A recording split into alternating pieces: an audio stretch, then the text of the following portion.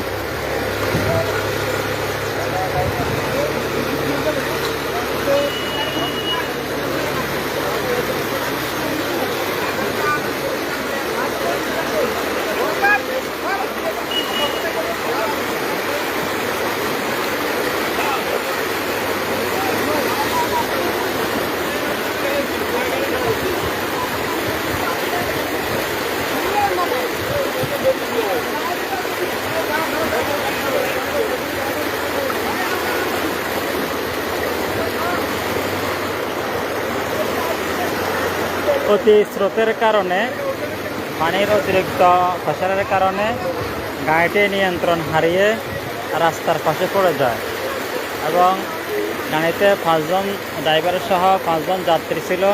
তারা সামান্য আঘাতপ্রাপ্ত হয়। আল্লাহ তাআলা রহম করছে, এত বেশি আঘাতপ্রাপ্ত হয় নাই।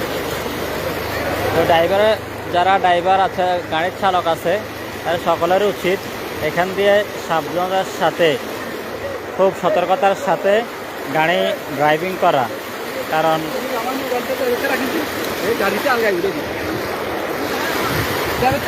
আমি হাত রাখছি, হ্যাঁ, তো এই জন্য সাবধানতার সাথে এখান দিয়ে আসা। পানির স্রোত আগের সাইডে অনেক বেশি বেড়ে গেছে। গত রাত্রে পানির স্রোত ছিল হালকা এবং গতিও ছিল হালকা, কিন্তু এখন এখান দিয়ে গাড়ি চলা কিংবা মানুষ হাঁটা অনেকটা কষ্ট হয়ে যাচ্ছে।